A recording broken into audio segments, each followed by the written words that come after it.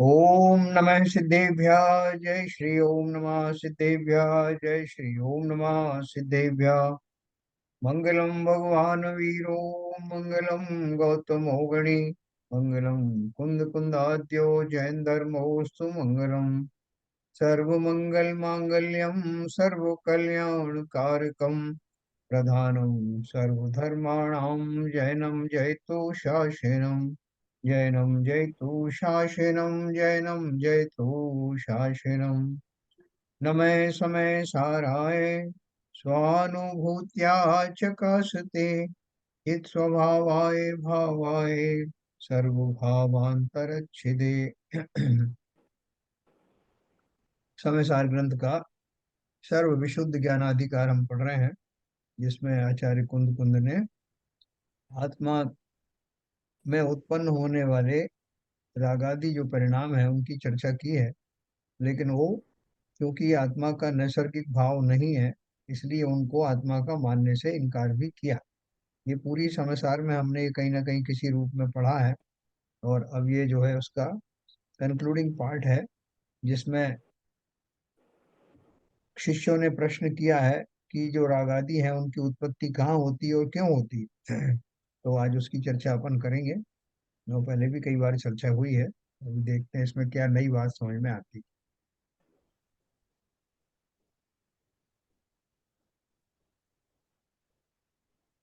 अपन नहीं पढ़ा था, देखो। इस प्रकार यह सिद्ध होता है कि दर्शन ज्ञान चारित्र पुद्गल द्रव्य में नहीं है। एक एक सेकंड।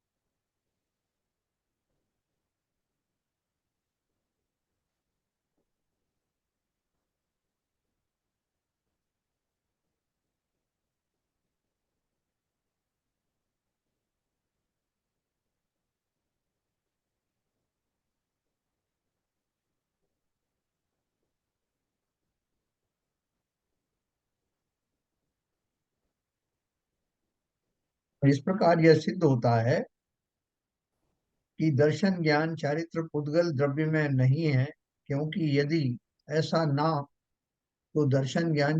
यदि ऐसा ना हो तो दर्शन ज्ञान चारित्र का घात होने पर पुद्गल द्रव्य का घात, और पुद्गल द्रव्य का घात होने पर दर्शन ज्ञान चारित्र का घात अवश्य होना चाहिए। तो क्या बोल रहे हैं, दोनों इंडिपेंडेंट चीजें हैं। जो पुद्गल द्रव्य है, जैसे शरीर की बात ही अपन करें, तो शरीर अगर नष्ट हो भी जाता है तब भी आत्मा के दर्शन ज्ञान चारित्र का अरे घात आवाज नहीं। बंद है, आवाज बंद है। मेरी आवाज आ रही? आवाज बंद है। पदम चंद जी म्यूट कर दीजिए। आ रही है, आपकी आवाज आ रही है।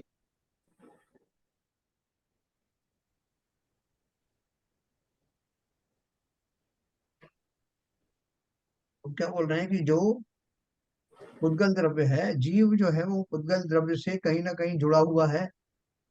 तो शरीर आदि जो है उनका नष्ट होने पर जीव के ज्ञान दर्शन चारित्र आदि गुण जो है वो जाते नहीं, क्योंकि वो तो आत्मा के अभिन्न अंग हैं।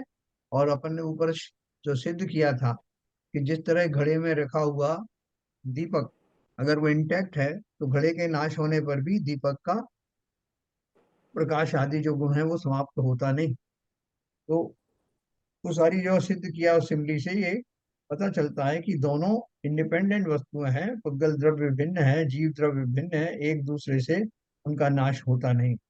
ऐसी स्थिति होने से यह भली भांति स्पष्ट है कि जीव के जो जितने गुण हैं वे सभी परद्रव्यों में नहीं है। क्योंकि यदि ऐसा ना हो तो यहाँ भी जीव के गुणों का घात होने पर पुद्गल द्रव्य का घात, और पुद्गल द्रव्य के घात होने पर जीव के गुणों का घात होना अनिवार्य हो जाए। किंतु ऐसा होता नहीं है। इससे सिद्ध है कि जीव का कोई गुण पुद्गल द्रव्य में नहीं है ना। बिल्कुल ही विजातीय पदार्थ हैं।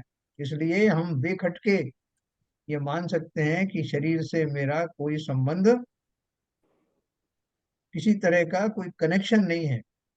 हाँ, निमित्त नैमित्तिक संबंध हो सकते हैं, एक क्षेत्रावगाह संबंध हो सकता है, लेकिन कर्ता कर्म संबंध तो कदापि नहीं है। तो प्रश्न पूछा, यदि ऐसा है तो सम्यक सब सब एक इसमें एक प्रश्न हो रहा है, जैसे आपने जीव के लिए तो कहा कि जीव का कोई गुण पुद्गल द्रव्य में नहीं है। जी तो ये तो सभी द्रव्यों के लिए एप्लीकेबल है ना। जैसे बाकी जो पांच द्रव्य हैं, चार द्रव्य हैं, धर्म अधर्म आकाश काल, जी। इनके भी गुण किसी दूसरे द्रव्य में नहीं है।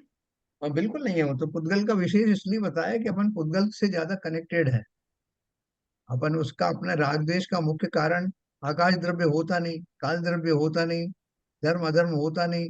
हमारा मुख्य जो है आसपास जो है वो पुद्गल है, क्योंकि वही द्रष्टव्य है, वही दिखाई देता है और शरीर के माध्यम से निरंतर मेरे पास बहुत क्लोजली रहता है, इसलिए उसकी बात हो रही है। बाकी आपकी बात सही है, ये सभी द्रव्यों पर लागू होता है। ठीक है ना? जी। तो उसमें कोई वो नहीं है, बिल्कुल सही है। अच्छा है आपने ये बात खुल करके कही। तो यदि ऐसा है तो सम्यक दृष्टि को विषयों में राग क्यों होता है? ये बोल रहे हैं कि जब वो विषय जो है, विषय क्योंकि विषय जो है इंद्रियों आदि के ऊपर आधारित होते हैं, इंद्रिय शरीर आदि जो पुद्गल हैं, तो उनका ऊपर आधार होने से जीव और वो सर्वथा भिन्न है। फिर भी जीव को, है ना, और जीव में भी कौन, सम्यक दृष्टि की बात पूछी उन्होंने कि सम्यक दृष्टि को विषयों में राग क्यों होता है। जो विषयों की जो आपने इतनी चर्चा करी कि पंचेंद्रिय के जो विषय हैं वो शरीर अधीन है, इसलिए वो उनका जीव से कोई कनेक्शन नहीं होता। तो बोले कि जीव से कनेक्शन नहीं होता तो चलो मिथ्या दृष्टि की तो बात मान ली कि उसको उनसे राग होता है विषयों से, लेकिन सम्यक दृष्टि को भी राग होता है, वो क्यों होता? ये क्वेश्चन पूछा। तो यदि ऐसा है तो सम्यक दृष्टि को विषयों में राग क्यों होता है? उत्तर दिया कि किसी भी कारण से नहीं होता। किसने कह दिया आपको कि सम्यक दृष्टि को भी विषयों से राग होता है? फिर काहे का सम्यक दृष्टि? तो वो उन्होंने उत्तर एक दो टू उत्तर दिया है। फिर प्रश्न पूछा, यदि ऐसा है तो फिर राग की खान कौन सी है? तात्पर्य यह है कि राग की उत्पत्ति कहाँ से होती है, राग की उत्पत्ति का स्थान कौन सा है? ये उन्होंने क्वेश्चन पूछा। उत्तर है, राग देश मोह जीव के ही अज्ञानमय परिणाम है। वे राग देश मोह विषयों में नहीं है, क्योंकि विषय तो परद्रव्य हैं, और वे सम्यक दृष्टि के भी नहीं है, क्योंकि उसके अज्ञान का अभाव है। इस प्रकार वे राग द्वेष मोह परिणाम विषयों में न होने से और सम्यक दृष्टि के भी न होने से हैं ही नहीं। देखो उन्होंने विशेष तौर से सम्यक दृष्टि का जिक्र क्यों किया? उन्होंने क्या क्या कहा पहले? क्योंकि उसके अज्ञान का अभाव है। किसका? सम्यक दृष्टि का। तो इसका अर्थ क्या है कि वो अज्ञान जनित ही थे। जिनके अज्ञान नहीं है वहां इस तरह के राग द्वेष होंगे नहीं। तो सब तरह से प्रूव कर दिया कि राग द्वेष मोह जीव के ही अज्ञानमय परिणाम हैं। वे राग द्वेष मोह विषयों में नहीं है, क्योंकि विषय तो परद्रव्य हैं, और वे सम्यक दृष्टि के नहीं है। सम्यक दृष्टि के भी नहीं है, मतलब इससे सिद्ध होता है कि वो अज्ञान की ही संतान है, क्योंकि उसके अज्ञान का अभाव है। किसके? सम्यक दृष्टि का। इस प्रकार वे राग देश मोह परिणाम विषयों में न होने से और सम्यक दृष्टि के भी न होने से वास्तव में है ही नहीं। है ही नहीं का अर्थ क्या?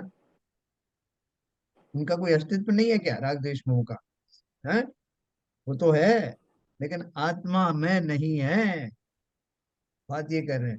तो कहाँ है? शरीर में भी नहीं है। अरे, शरीर में नहीं, आत्मा में नहीं, तो क्या फिर वो उनमें होंगे ना? पंचेंद्रिय के विषयों में होंगे, बोले उनमें भी नहीं। तो आपने तीनों जगह रूल आउट कर दिया, तो कहाँ होंगे बताओ? एल के जन साहब वो कहाँ होंगे? कहीं तो है। ये तो मतलब अज्ञान जो अज्ञानी दशा में। वाह, बिल्कुल सही। उनका अस्तित्व तो है, जीव में ही है, लेकिन अज्ञान जीव दशा में ही में है। होने से, बिल्कुल सही, अज्ञान दशा में होने से जीव को उसका श्रेय नहीं दिया गया, क्योंकि जीव जो जो उसकी शुद्ध अवस्था है आत्मा की, उसका स्वाभाविक दशा है, उसमें वो नहीं पाया जाता। इस अपेक्षा से कहा गया है कि वो जीव में भी नहीं है, अर्थात शुद्ध जीव के स्वभाव में नहीं, उद्गल में तो है ही नहीं, विषयों में तो है ही नहीं। तो मात्र एक ही जगह बचती है, वो है जीव के अज्ञान दशा में वो तैरते हैं, वो भाव तैरते रहते हैं। और अज्ञान समाप्त होते ही रागादि का अस्तित्व ही मिट जाता है। बहुत सिंपल बात। इस प्रकार इन गाथाओं में यही कहा गया है। देखो अभी आप लोग सबको बहुत क्लैरिटी हो गई। इस प्रकार इन गाथाओं में यही कहा गया है कि जिस प्रकार दीपक और दीप तब इसमें जैसे सम्यक सम्यक दृष्टि जीव तो चौथे गुण स्थान पर सम्यक दृष्टि जीव का स्थान है। के तो अब जो ऊपर जी की जो श्रेणी है चार मतलब 5 6 7 और ऊपर तक, तो उस समय भी ये बीच की जो स्थिति है उनमें भी कोई राग द्वेष नहीं होता, जीरो है। नहीं, जो चार राग द्वेष लेवल की पर ही बात हो जीरो हो रही, गया राग द्वेष क्या? जीरो नहीं हुआ है। जीरो नहीं हुआ है क्योंकि उन्होंने कहा ना कि सम्यक दृष्टि के जो राग होता है उसमें लिखा, क्वेश्चन किया है, सम्यक दृष्टि के राग है कि नहीं? बिल्कुल है। कौन सा राग है? अभी अनंतानुबंधी तो चला गया, मिथ्यात्व आदि चला गया। हाँ, मिथ्यात्व के कारण होने वाला जो राग था वो चला गया। तो वो उसके चला परिणाम गया स्वरूप कहीं। जो कषाय होती हैं, वो कषाय कौन सी है आपकी? अनंतानुबंधी चला गया, प्रत्याख्यान, प्रत्याख्यान आवरण और संजुलन कषाय हैं।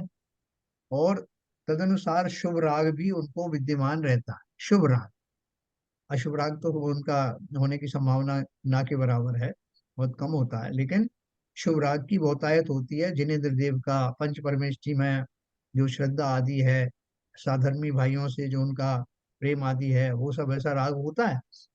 लेकिन ये वाला राग इस तरह का जो मिथ्यात्व वाले परिणामों में होता है, विषयों में सुख है ऐसा, विषयों को ग्रहण करने के लिए गृद्धता पूर्वक आचरण करना, वो सारा हमें दृष्टियों में नहीं होता है ना। तो अभी देखो आपको बहुत ताज्जुब होगा कि आप क्या बात कर रहे हो कि हमने तो उन बहुत वैसे सारे इसमें लोग सर तो हम राग और द्वेष साथ साथ साथ साथ ही राग और द्वेष साथ साथ बोलते हैं। हाँ, लेकिन ऐसा कह सकते हैं कि द्वेष तो जीरो हो ही गया, राग जो है शुभ राग है। और द्वेष वाला जो हिसाब किताब है वो तो खत्म हो गया। अगर सम्यक दर्शी बन गया चौथे गुण स्थान पर ही वो चीज खत्म हो गई, द्वेष वाला परिणाम जो है। देखो नहीं। द्वेष, द्वेष किसे कहते हैं? राग, अभी समता का अगर भाव आ गया है सम्यक दृष्टि को जैसा आता है अक्सर, तो आपकी बात सही है। लेकिन द्वेष किसे कहते हैं कि अगर कोई वस्तु है उसको मैं मुझे उस अपने अंदर से निकालना है, तो वो एक साथ ही कहे जाते हैं कि अनजाने में ही वो द्वेष भाव हो जाते हैं। जैसे कि मैंने जो है लौकी आदि को त्याग कर दिया। अभी हम तो सब मिथ्या दृष्टि है, मैंने लौकी का त्याग कर दिया। क्यों त्याग कर दिया? कि मुझे वो अच्छी नहीं लगती, मुझे सूट नहीं करती। तो अब मैंने त्याग कर दिया उसको, या मेरी तबीयत उससे खराब रहती, इसलिए मैंने छोड़ दिया। अब जब भी कभी लौकी मेरे सामने आती, मैं कहता हूँ इसको हटा दो भाई, ये मुझे नहीं चाहिए। तो उस समय उससे मुझे राग है क्या, द्वेष है क्या? दोनों में से क्या है? अज्ञानी जिन वस्तुओं को हटाना चाहता है, दूर करना चाहता है, और वो अगर सामान्य वस्तुएं हैं तो उनसे द्वेष है ये कहा जाता है। अब जैसे शरीर आदि से कैसे वो नहीं, छुड़ाते हैं सम्यक वो। दृष्टि तो समताभाव ही रखेगा, सम्यक दृष्टि तो समताभाव रखेगा। बोले ठीक है, मतलब उसको हटाओ या मत हटाओ, मतलब बोलेगा ठीक है रखिए तो रखिए, अपने उसे तो नहीं खानी है बस। हाँ, देखो फिर भी होता है। जैसे रामचंद्र जी ने युद्ध किए, सम्यक दृष्टि तो थे, उसके बाद भी युद्ध किए। तब युद्ध की स्थिति में वो शत्रु से वो हटाने का भाव आया कि नहीं आया? भले ही वो उनको मारने का भाव नहीं हो, लेकिन उसको सत्ता से हटाने का भाव तो है।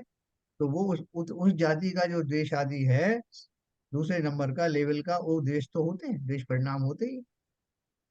अभी रावण ने सीता जी को लेके गया, तो सीता जी से रावण से उनको राग रहा क्या? राग भी नहीं था। तो आप समता में रहते तो वो युद्ध कैसे करते?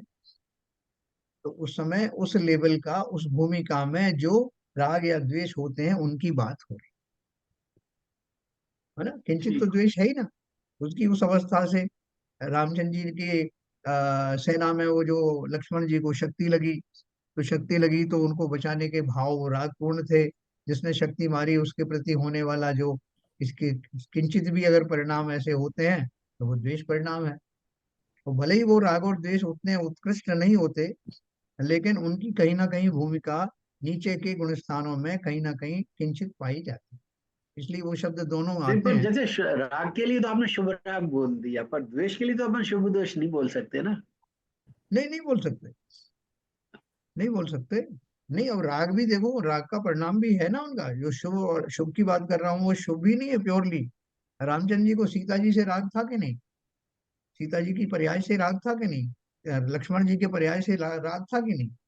राग था। लेकिन अभी ये केवल ज्ञान गम है कि वो राग और हमारा जो राग होता है अपने बच्चों के प्रति सब, उसमें क्या अंतर है? तो ये तो केवल ज्ञान गम है। नहीं तो अगर हमारा राग और उनका राग एक जैसा होता तो वो काहे के सम्यक दृष्टि, है ना? तो वो उनका जो चारित्रिक दुर्बलता होती है, उसके कारण उनको भी अपने संबंधों में किंचित राग होता है। लेकिन वो राग किस लेवल का होता है, वो इस तरह का नहीं होता, अनंतानुबंधी जाति के का नहीं होता है, क्योंकि वो कषाय वैसी नहीं होती, लेकिन होती तो हैं। इसलिए जब प्योर शुद्ध की बात करते हैं तब वो राग आदि भी चले जाते हैं। द्वेष तो मैंने जी। आपको दसवें बताया। गुण स्थान तक रहते हैं। 10वें गुण स्थान तक रहते हैं। अभी देखो कषाय तो जो है, लोक कषाय 10वें गुण स्थान तक रहती है। और लोक कषाय किस में मानी जाती है ना? कुछ कषाय राग में मानी जाती, कुछ द्वेष में मानी जाती है। वो कषायों का प्रादुर्भाव रहता है, ऊपर तक भी रहता है, भले ही वो नहीं, सूक्ष्म पर जो रहता है। ऊपर क्वेश्चन था ना साहब, जब क्वेश्चन के नीचे उन्होंने आंसर दिया छोटा सा, हाँ, उन वो वहां उसी पर उन्होंने उस सिंपली मना कर दिया कि नहीं, राग द्वेष नहीं है, किसी भी हाँ, कारण हाँ, से हाँ, नहीं होता, यह हाँ, उत्तर दे दिया उन्होंने। बराबर है, वो उन्होंने तो आप शॉर्ट में बता बोल रहे हैं दिया। कि नहीं, उन्होंने देखो क्या लिखा है, यदि ऐसा है तो सम्यक दृष्टि को विषयों में राग क्यों होता है? बात विषयों की है। अच्छा, विषय, हाँ, हाँ, विषयों में राग नहीं है। विषयों की बात। जैसे अभी वो भरत चक्रवर्ती के 96,000 रानियां तो थी, लेकिन कहने के लिए थी। उनमें उनका वही आकर्षण वैसा नहीं था जैसे कि आम लोगों का होता। तो विषयों की बात है। इस प्रकार इन गाथाओं में यही कहा गया है कि जिस प्रकार दीपक और दीप घट, जिसमें दीपक रखा हो ऐसा घट भिन्न भिन्न पदार्थ हैं, उसी प्रकार शरीर, ज्ञानावरणादि द्रव्य कर्म व पंचेंद्रियों की उपभोग्य सामग्री आदि पर पदार्थ और भगवान आत्मा भिन्न भिन्न पदार्थ हैं। क्या क्या अलग अलग कर दिया? शरीर को अलग कर दिया, ज्ञानावरणादि जो आठ कर्म है उनको अलग कर दिया, और पंचेंद्रिय की जो उपभोग्य सामग्री है ना, जैसे रसना इंद्रिय की जो उपभोग सामग्री है, जो भोजन आदि हैं, खाने पीने की वस्तुएं हैं, आंखों के दृश्यों को निहारने की वृत्तियां हैं, कर्ण इंद्रिय से जो है वो म्यूजिक म्यूजिक सुनने के जो भाव हैं या विचार हैं या जो सामग्री है ना, इस तरह से सारी जो सामग्री हैं वो सब अलग हैं। किससे अलग हैं? जीव से अलग है।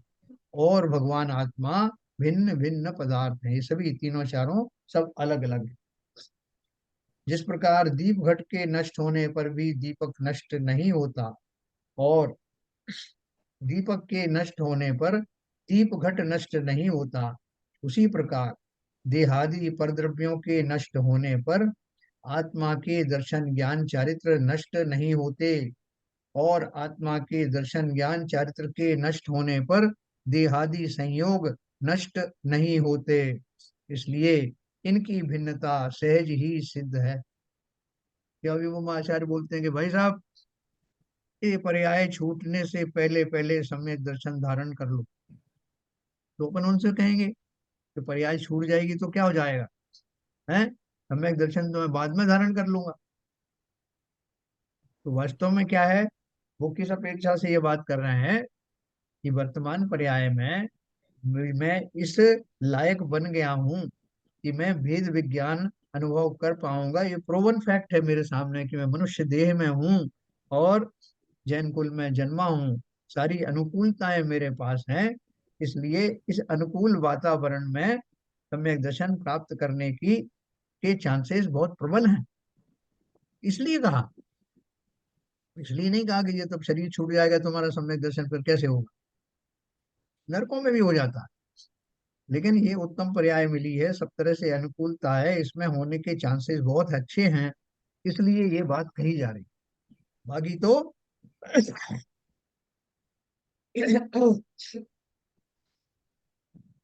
सम्यक दर्शन होने का के जो संस्कार हैं, हो सकता है इस पर्याय की छूटने से पहले सम्यक दर्शन की प्राप्ति तो ना हो, लेकिन सम्यक दर्शन के जो बीज हैं वो प्रस्फुटित हो जाएं और अगली पर्याय में भी कैरी फॉरवर्ड हों।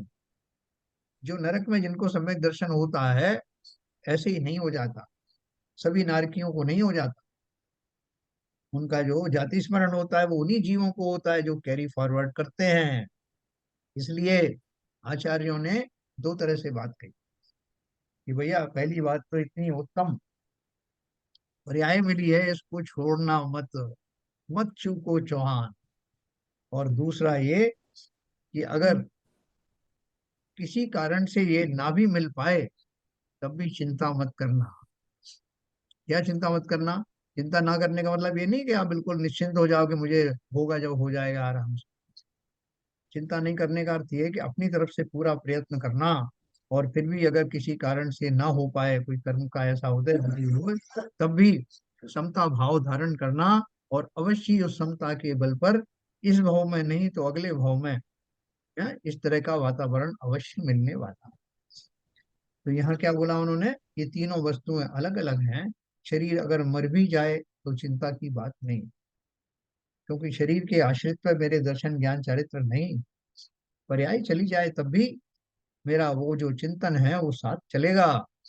संस्कार मेरे प्रबल बनेंगे, इसलिए संस्कारों में उत्कृष्टता लाने की आवश्यकता। परद्रव्यों की भिन्नता सिद्ध होने से यह भी सहज सिद्ध है कि मोह राग द्वेष के परिणाम।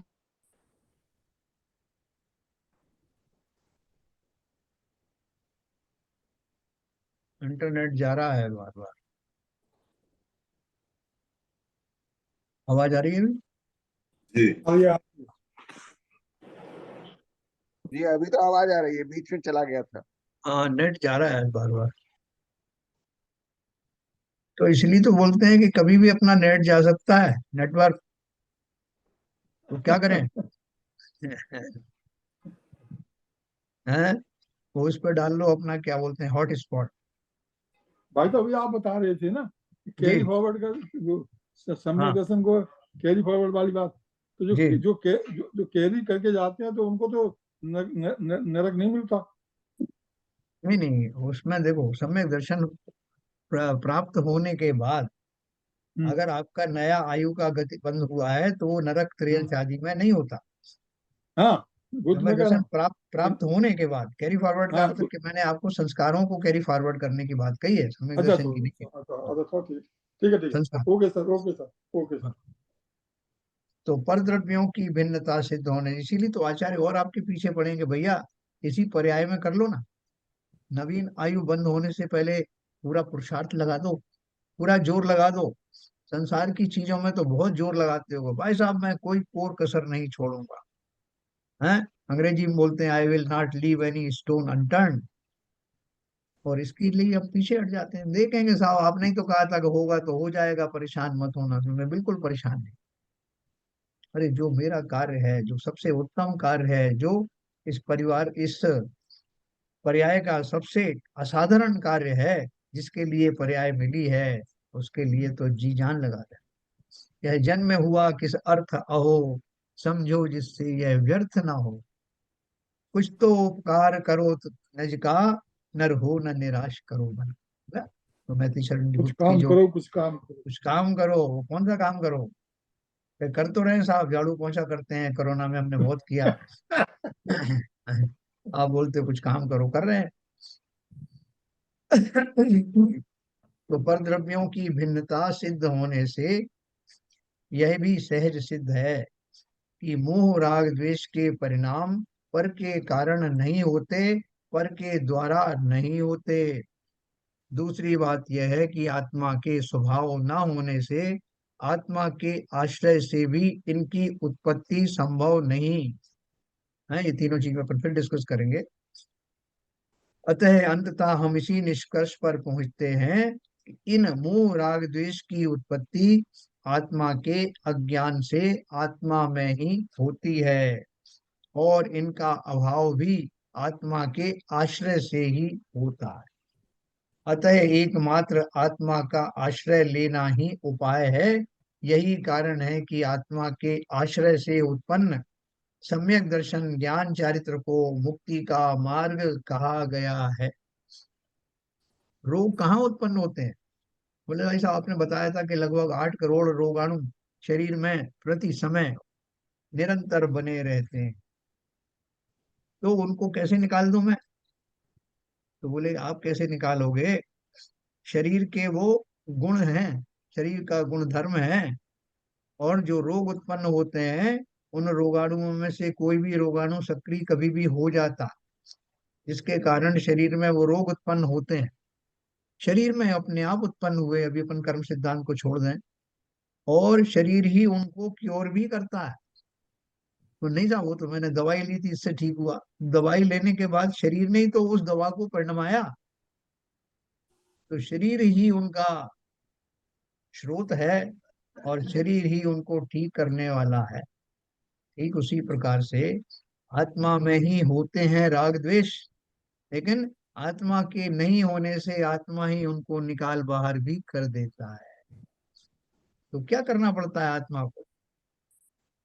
मात्र उन फॉरेन एलिमेंट्स को कोई प्रश्रय नहीं देता, अपने ज्ञान में जान लेता है कि ये मेरी अज्ञान दशा में पनपने वाली चीज हैं, इसलिए तुरंत प्रभाव से ज्ञानी बन जाता।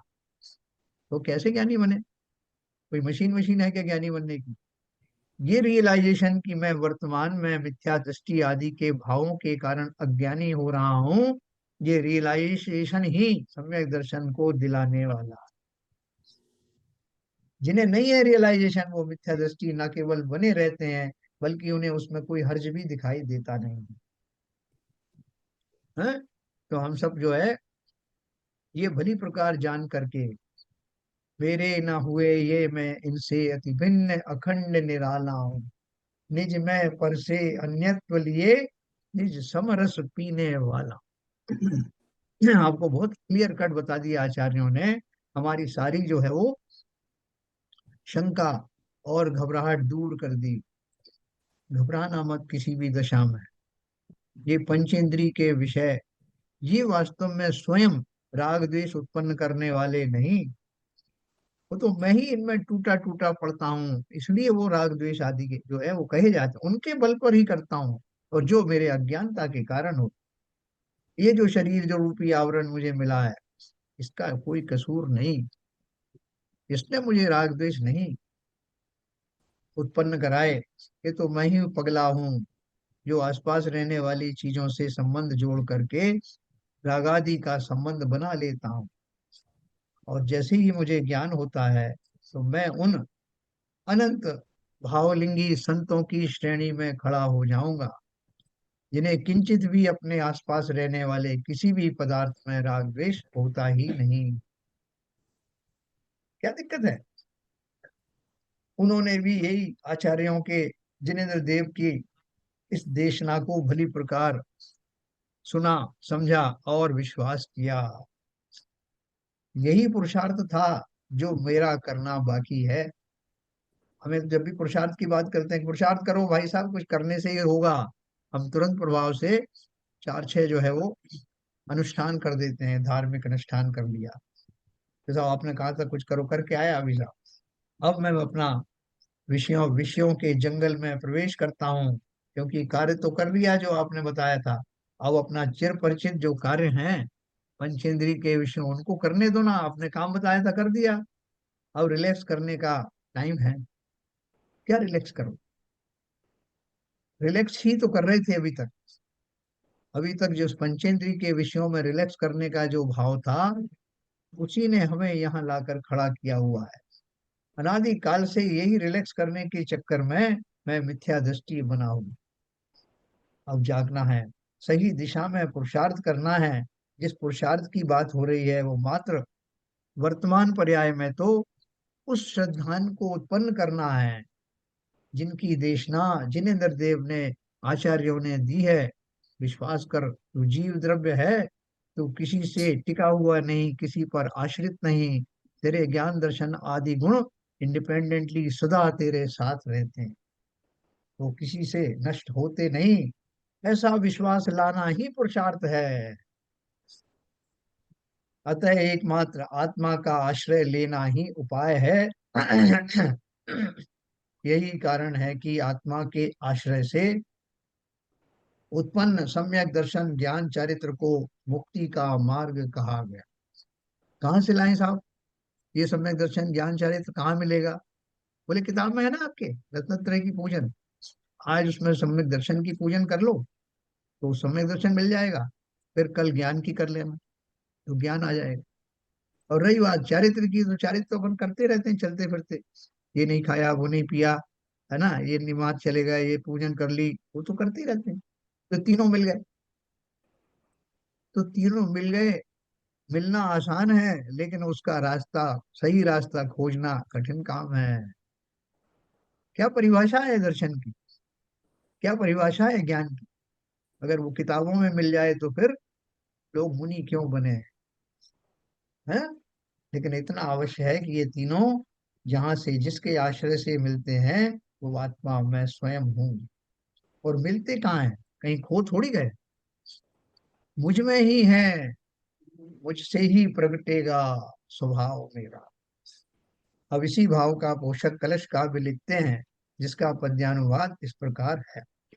218।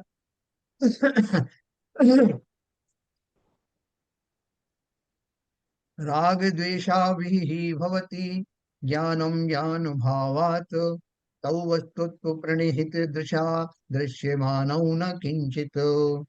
सम्यक दृष्टि क्षप्यतु ततस्त ततस्तत्व दृष्टिया स्फुटं तौ। ज्ञान ज्योतिर्ज्वलति सहजम येन पूर्णाचलर्चिः। 218 हो गया। 219। रागो राग द्वेषोत्पक राग देशोत्पादकम तत्वदृष्ट्या नान्यत्य द्रव्यम वीक्षयेत वीक्षते किंचनापि। सर्वद्रव्योत्पत्तिरन्त काष्टि व्यक्तात्यन्तं स्वभाव भावेन यस्मात्। अन्नदव्येण अन्नदव्यस्य णोक ये तो गाथा हो गई। ये दो थे, 218 219।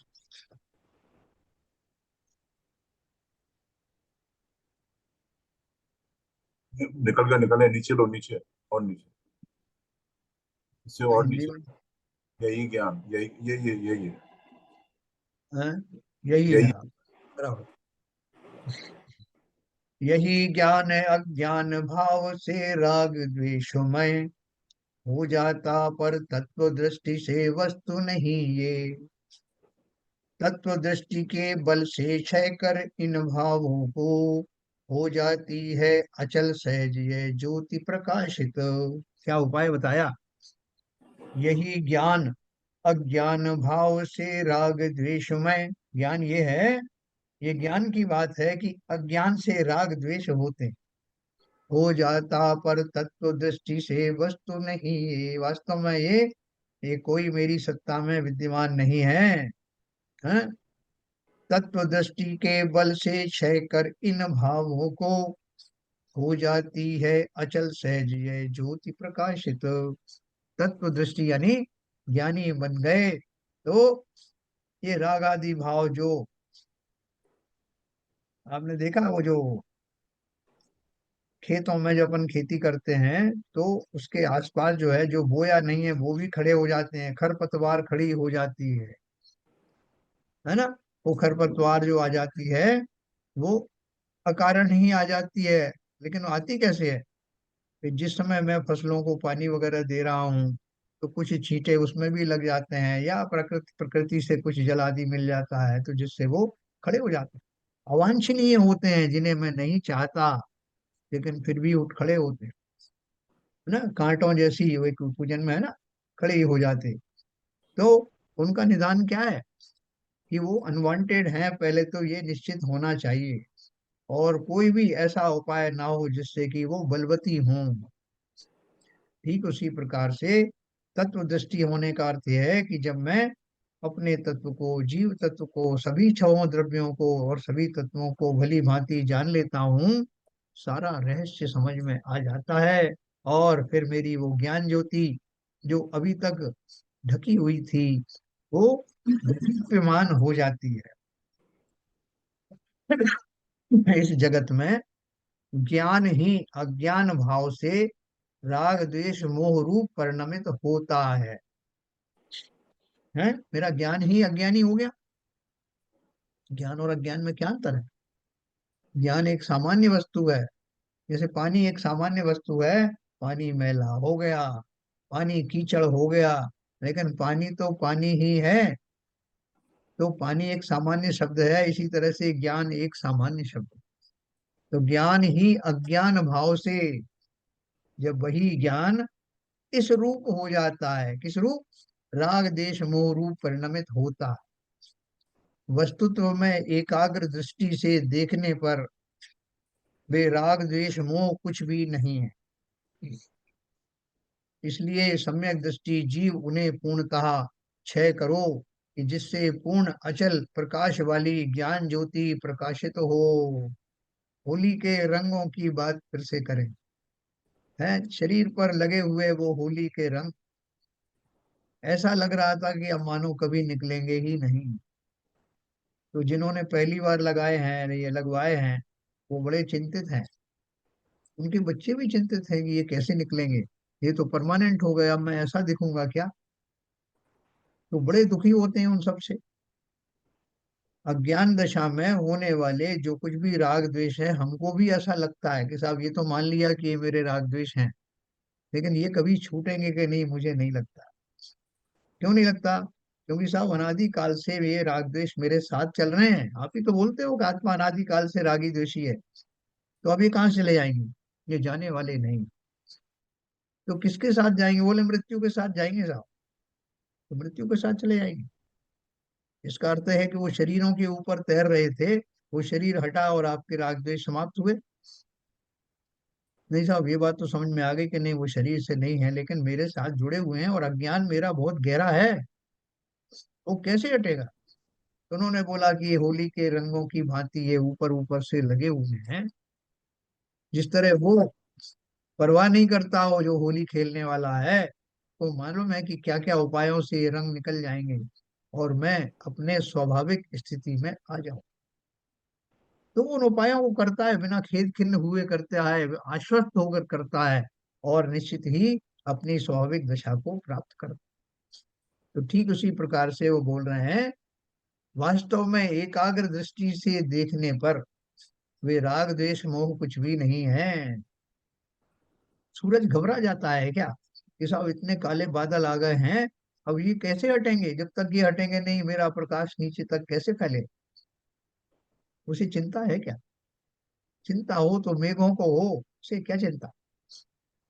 वो तो अपने पूर्ण प्रताप के साथ खिला हुआ है। जैसे जैसे उसकी प्रखरता बढ़ती जाएगी, मेघ अपने आप ही छिन्न भिन्न होते चले जाएंगे। ठीक उसी प्रकार से वो बोल रहे हैं कि वे राग द्वेष मोह कुछ भी नहीं है।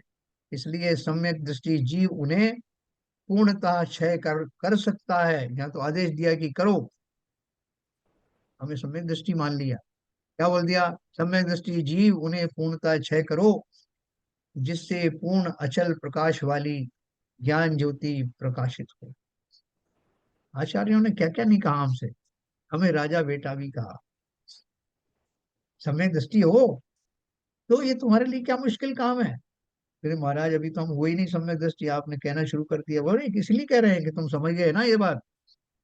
तो जिस क्षण से ये समझ जाओगे, फिर वो दिन दूर नहीं, वो क्षण दूर नहीं, जब तुम राग द्वेष से रिक्त हो जाओ। इस प्रकार इस कलश में यही कहा गया है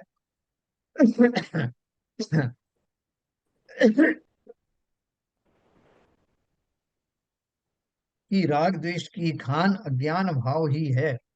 अपने अज्ञान भाव से ही यह आत्मा स्वयं राग द्वेष परिणाम रूप परिणमित होता है। हाँ? किसने करवा दिया ये? हम किसी से शिकायत भी नहीं कर सकते कि अज्ञान भाव जो है किसी ने करा दिया साहब, इसलिए मैं अज्ञानी हो गया हूं, इसलिए मोह राग द्वेष हो गए। समस्त जीव इंडिपेंडेंटली अपनी अपने श्रद्धान, खोटे श्रद्धान के कारण ही रागी द्वेषी हो रहे हैं। लेकिन ये रियलाइजेशन होना चाहिए, अपने अज्ञान भाव से ही यह आत्मा स्वयं राग द्वेष परिणाम रूप परिणमित होता है। जब वस्तु के मूल स्वरूप की दृष्टि से विचार करते हैं तो यही स्पष्ट होता है कि आत्म स्वभाव में तो ये राग द्वेष मोह है ही नहीं है? यद्यपि वर्तमान पर्याय में इन राग द्वेष भावों की सत्ता है, तथापि उसे भी ज्ञानी जन सम्यक दृष्टि धर्मात्मा तत्व दृष्टि के बल से इनका क्षय करके स्वयं स्वयं के सहज स्वभाव को प्राप्त कर लेते हैं। आजकल तो वो जो आर्टिफिशियल जो चले ना, वो कहीं पे खेल वेल हो रहे हो तो क्रिकेट का मैच हो रहा है इंटरनेशनली तो बादल छा जाते हैं, तो वो आर्टिफिशियल या वो कुछ रॉकेट भेज करके उसको सुखा देते हैं बादलों को, बारिश टल जाती नहीं होती है ना। कहने का अर्थ क्या है सिंपली से कि धर्मात्मा दीव अपनी तत्व दृष्टि के बल से इन सब राग द्वेष आदि को क्षय करके स्वयं स्वयं के सहज स्वभाव को प्राप्त कर ले। ऐसा तीव्र पुरुषार्थ उत्कृष्ट पुरुषार्थ हर आत्मा के पास है। ये कहने की जरूरत नहीं कि साहब वो जो आप जो शलाका पुरुषों की बात कर रहे हो या महा महा पुरुषों की बात कर रहे हो, उनकी बात अलग है साहब। उनके पास है पुरुषार्थ, मेरे पास कहाँ है। वो सम्यक पुरुषार्थ मेरा ही गुण है। मैं आत्मा हूँ और हम सब आत्माओं के पास वो पुरुषार्थ की कमी है नहीं, है ना। सहज भाव से प्राप्त कर लेते हैं, विश्वास तो रखो। अब आगामी गाथा के भाव का सूचक कलश काव्य लिखते हैं। 219 अपन ने पढ़ लिया। यस। तत्व दृष्टि से देखा जाए तो राग द्वेष को उत्पन्न करने वाला अन्य दो सौ द्रव्य। उन्नीस नहीं पढ़ा अभी से। सर दो सौ इसका उन्नीस वो हिंदी कलश वाला कलश में, बढ़िया। उसका पद्य नहीं पढ़ा है हिंदी वाला। हिंदी वाला तत्व में दृष्टि नहीं। से राग ये निकल गया नीचे नीचे नीचे। हाँ हाँ हाँ, एक मिनट, संस्कृत का तो ये पढ़ लिया अपन ने, अभी हिंदी का पढ़ लिया। नहीं वो ऊपर नीचे है ना उसमें। तत्व दृष्टि से राग द्वेष भावों का भाई करता धरता कोई अन्य नहीं हो सकता, क्योंकि है अत्यंत प्रकट यह बात जगत में द्रव्यों का उत्पाद स्वयं से ही होता है? द्रव्यों का उत्पाद का अर्थ क्या है? नए द्रव्य बनते हैं क्या, वो बात हो रही क्या? बताओ इसका अर्थ क्या है? द्रव्यों का उत्पाद स्वयं से ही होता है। द्रव्य की पर्याय बदलती है सर। वाह। उत्पाद व्यय और द्रव्य, यस। है ना। बस उसी का हिंट दिया है, देखो अब इतना सब समझ में आने लग गया। नया द्रव्य बनने की बात नहीं है। द्रव्यों की जो पर्याय हैं, ये भी मेरी एक पर्याय है। कौन सी? राग द्वेष वाली जो पर्याय है, अज्ञान दशा में पाई जाती है ना। तो उसकी बात हो रही।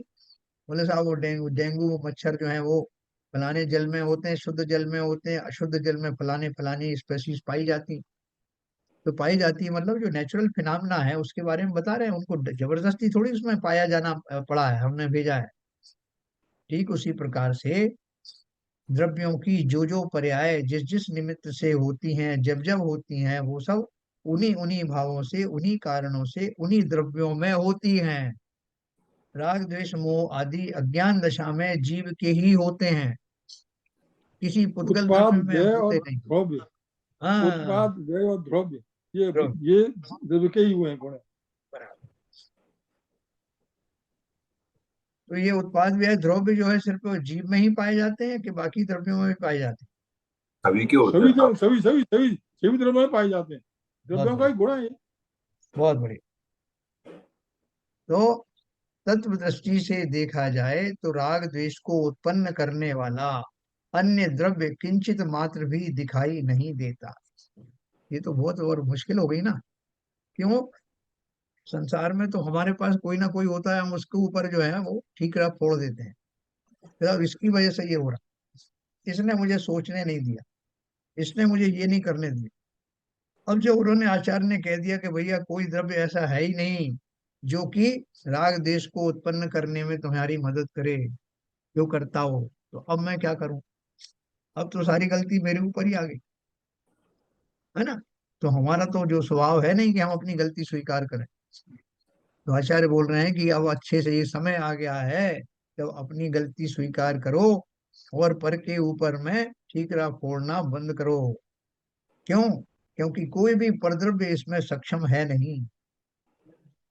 तत्व दृष्टि से देखा जाए तो राग द्वेष को उत्पन्न करने वाला अन्य द्रव्य किंचित मात्र भी दिखाई नहीं देता, क्योंकि सर्व द्रव्यों की उत्पत्ति अपने स्वभाव से ही होती हुई अंतरंग में अत्यंत स्पष्ट प्रकाशित होती है? हर एक के अपने अपने द्रव्य की उत्पत्ति अपने द्रव्यों में होती है, और वो स्पष्ट रूप से जानी भी जाती है। इस प्रकार इस कलश में यही कहा गया है कि प्रत्येक द्रव्य का परिणमन उसके स्वयं के स्वभाव से ही होता है? कभी आपने देखा कि आम के पेड़ में बबूल निकलने लगे, बबूल के पेड़ में आम निकलने लगे? जिस जाति का जो वृक्ष है उसमें वही निकलता है। तो मैं जीव द्रव्य हूँ, जीव द्रव्य का जो परिणमन होगा उसमें से वही पर्याय निकलेंगे जो जीव द्रव्य को शोभायमान होती हैं, या जीव द्रव्य जिससे जिनसे बंधा हुआ है वही पर्याय उसमें प्रकट होता है। प्रत्येक द्रव्य का परिणमन उसके स्वयं के स्वभाव से ही होता है, अन्य द्रव्यों के कारण नहीं। आत्मा भी एक द्रव्य है, इसलिए उसका परिणमन भी उसके ही द्वारा किया जाना इष्ट है। देखो कितने सिंपल भाषा में ये सिद्धांत समझाया। मोह राग द्वेष रूप परिणमन भी आत्मा का ही परिणमन है, अतः वह भी उसके द्वारा ही किया जाना इष्ट है। हिंदी टीकाकार ने बहुत साफ सुथरे और सरल शब्दों में ये बात लिखी।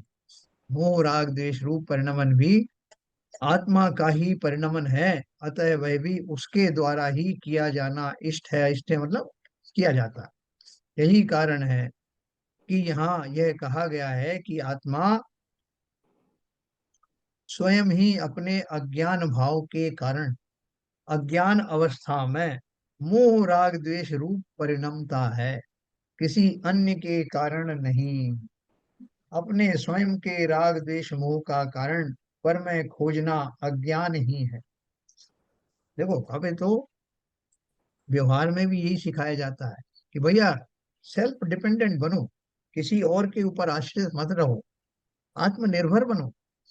चाहे वो नौकरी चाकरी हो, चाहे गृहस्थी संभालना हो, चाहे धन आदि उपार्जन करना हो, हर एक दशा में हमको व्यवहार में भी यही सिखाया जाता है कि तुम सब कर सकते हो।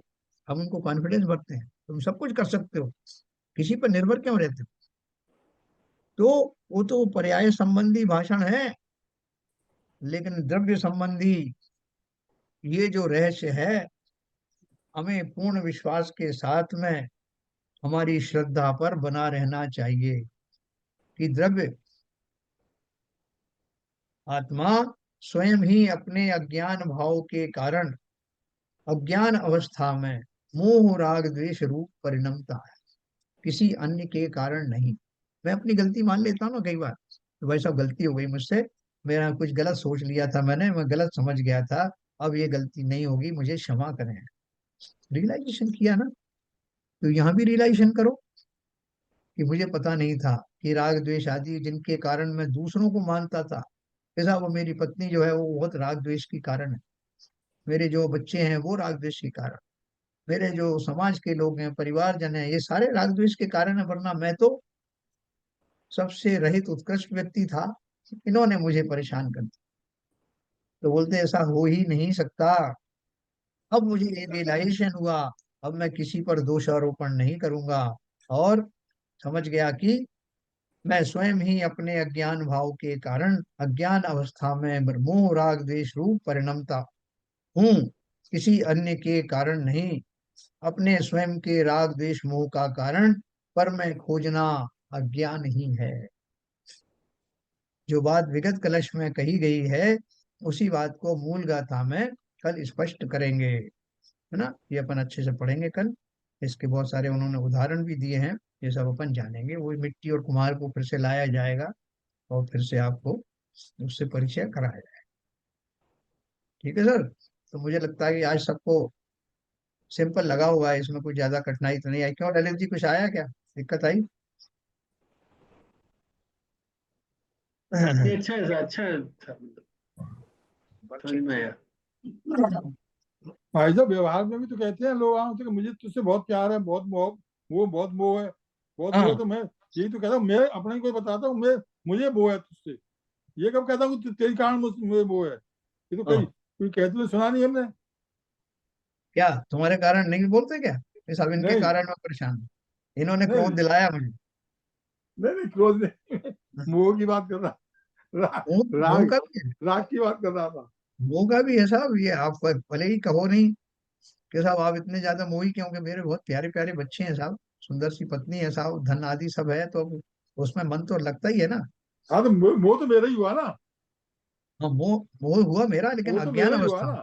में, अज्ञान है? दशा में, हाँ। अज्ञान दशा में। लेकिन मानता नहीं ना जी, वो दूसरों के ऊपर ठहरा देता है कि ये जो है, ये सब जो, ये अगर वस्तु पदार्थ नहीं होते तो मुझे मोह कैसे होता, इन्हीं की वजह से है। ठीक है ना? तो देखो, वो अपन वो एक गाना गाते हैं ना, 100 साल पहले मुझे तुमसे प्यार था, आज भी है और कल भी रहेगा। तो मैं कितना इसमें अच्छा समझता हुआ इस बात को कहता हूँ कि 100 साल पहले मुझे तुमसे राग था, आज भी है, कल भी रहेगा। मुझे इसका कोई अफसोस थोड़ा है। मैं तो विश्वास के साथ और खुशी खुशी आपको यह बात बता रहा हूँ कि मैं कितना मोही व्यक्ति हूँ। वही तो मैं कह रहा हूँ, मोह को जो है हाँ पॉजिटिव में लेते हैं। हाँ, के साथ देखो ये कितना बढ़िया बात की पिक्चर में, 100 साल हाँ पहले। कितनी मोही है, कितना हाँ, सौ मोही है साल वो। के, अब तो अनादिकाल से बात करो। अनादिकाल से मुझे तुमसे मोह था, आज भी है, तुमसे क्या सभी द्रव्यों तो, से। तो वास्तविकता तो यही है, वास्तविकता तो यही है। अगर हाँ अगर अनादिकाल से नहीं होता तो मैं आज यहाँ होता थोड़ा ही, हाँ, मैं आज यहाँ होता क्या? लेकिन ये मैं रियलाइजेशन इसलिए, आना, ये रियलाइजेशन हो गया कि हमको, कि हमारी वास्तव में ये बात गलत है, हम हमारे अज्ञान दशा से, इससे हो गया रियलाइजेशन क्या, कि नहीं हुआ है? जब तक चरित्र में नहीं आएगा तब तक तो बेकार ही तो क्यों नहीं आ रहा शैलेंद्र जी, बताओ भाई, क्या करेंगे जो आपको हमारी वास्तव में मान्यता में आ जाए? कोई तरीका है?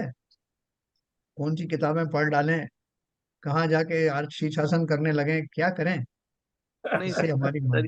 तरीका इतना ही है कि यदि अभी भी आपका मिथ्या में आपका स्वभाव मिथ्या है, आपको मालूम पड़ता है कि आप रागी हो, देशी हो, तो उसको कम करते जाना चाहिए, धीरे-धीरे उसको। क्योंकि अभी हम मैं ये नहीं कह सकता कि इसको मतलब कि सब शास्त्र पढ़ के सारे के सारे हम लोग अ एक गुण हमारा कुछ बढ़ गया है।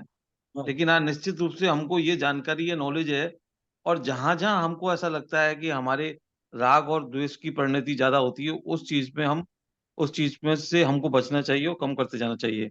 हो सकता है कि एक दिन हमको उसमें आनंद आने लगे और हम बहुत तेज़ी से अपने राग द्वेषों को कंट्रोल कर पाएँ। क्या निशु बताओ भाई, निशु क्या करें अपन, जिससे ये राग द्वेष कैसे जाए? कोई तरीका बताओ, कौन सा पकवान खाएं बना के? अपनी आत्मा को निर्मल करें। किससे जैसे करें बताओ? शतावशक है ना, जे पूजा गुरु प्रार्थना स्वाध्याय संयम तप दान, वो करे। हालांकि ये व्यवहार का है, निश्चय का नहीं है, फिर हम्म, भी थोड़ा। बहुत बढ़िया है। देखो ऐसा है कि जब हम कोई किसी अपनी थैली में गांठ लग जाए, धोती होती जो सब अभिषेक करने जाते हैं तो वो धोती में गांठ लगाते हैं ना, तो पहले उस गांठ को गीला करते हैं। थोड़ा शुरुआत में क्या होता है, वो ढीली हो जाती है, फिर उसका खुलना धीरे धीरे आसान हो जाता है। ठीक उसी प्रकार से ये जो मेरी अंतर मन की गांठें हैं, जो ग्रंथियां हैं, वो अवश्य ही स्वाध्याय आदि से ढीली होती हैं। और ढीली होते चूंकि बहुत प्रगाढ़ बनी हुई थी अनादिकाल की, अनंत भवों की, तो इसलिए उसको ढीले होने में भी समय लगता है। और एक बार ढीली होना शुरू हो जाए तो फिर एक दिन खुलती भी अवश्य ही है। इसलिए जो मेरा प्रोसेस चल रहा है, प्रक्रिया चल रहा है, वो पॉजिटिव प्रक्रिया है। अवश्य ही मैं अपने गंतव्य को प्राप्त होऊंगा, ऐसा हम सबको विश्वास है। ठीक है शिवजैन साहब। Yes sir. तो कल अपन ये और गाथाएं पढ़ेंगे, थोड़ी सी रह गई हैं। और वो जो अगले जो ग्रंथ है अध्यात्म अमृत कलश, वो आप किसी को मिले तो जरा ढूंढना। चैलेंज जी से भी कहा मैंने, ललित जी भी, और आप भी वो निशांत को याद दिला देना, मैं उसको बोला था। तो वो मिल जाएगा। तो इसी का जो है वो चुनी हुई सेलेक्टेड गाथाएं हैं जो अमृत कलश के रूप में प्रसिद्ध है। बहुत आनंद आएगा। भाई साहब, जी स्वाध्याय से केवल इतना लाभ है, काम तो वही कर रहे हैं जो करते थे पहले, काम में कोई अंतर नहीं है। लेकिन अब स्वाध्याय करने से हमें यह मालूम पड़ा कि हम काम करने में हम गलत और सही समझ रहे हैं। गलत है, हम काम गलत कर रहे हैं, लेकिन हमें ज्ञान है फिर भी कर रहे हैं। इतना अंतर पड़ गया। तो वो आप, बराबर, सही कह रहे हो। वो रियलाइजेशन जो है वो भी इतने हाँ सालों में तो आया नहीं। हाँ, वो रियलाइजेशन भी अपन कहते जरूर है कि उससे क्या फायदा, जान लिया तो क्या हो गया, किया तो नहीं ना, लेकिन ये भी एक प्रक्रिया का अंग है। नहीं संस्कार पड़ जाएंगे तो आगे जाके बदल जाएगा। बिल्कुल आपके बदलेगा। काम ऑटोमेटिक आपको पता ही लगेगा। ये सो मोटो होगा, बिल्कुल सही। सो मोटो बिल्कुल होगा। सही। ये जब आपको ये मालूम पड़ेगा कि हम गलत कर रहे हैं और फिर भी करे चले जा रहे हैं, एक दिन वो आएगा, आप गलत हट जाएंगे। धीरे धीरे उसके प्रति घृणा होने लगेगी और आप धीरे धीरे हट जाएंगे। ये जैसे नेचुरल नेचुरल फैक्टर सर। सही कह रहे हो आप। जैसे रात्रि भोजन त्याग करने वाले जो लोग हैं उनके अंदर में चिंतन की प्रक्रिया चलती रहती है, जमी कंद का त्याग करने वालों की चलती रहती है, और एक दिन वो उसको छोड़ने में सफल हो जाते हैं। तो हाँ वो बिल्कुल सही कह रहे वो प्रक्रिया चल रही थी कहीं ना कहीं अपने अचेतन मस्तिष्क में। तो हैं। ठीक उसी हाँ प्रकार से ये हमारा उपक्रम व्यर्थ जाने वाला नहीं, और अवश्य ही हम इस दिशा में और आगे बढ़े। चलिए समय हो गया, जिनवाणी स्तुति करेंगे।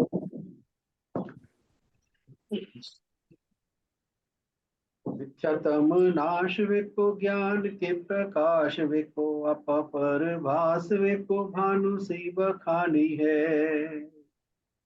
छहो द्रव्य जान वेको बंध वेधि भान वेको स्वपर पिछान वेको परम प्रमानी है। अनुभव बताए वेको जीव के जताए वेको काहू न सताए वेको भव्य और आनी है। जहाँ तहाँ तार वेको पार के उतार वेको सुख विस्तार वेको यही जिनवाणी है। हे जिनवाणी भारती तो जपू दिन रहे, जो तेरी शरण गए सो पावे सुख चैन। या वाणी के ज्ञान से सूझे लोकालो, तो वाणी मस्तक धरो सदा देते हैं धो, सदा देते हैं धो। जिनवाणी माता की जय। जय।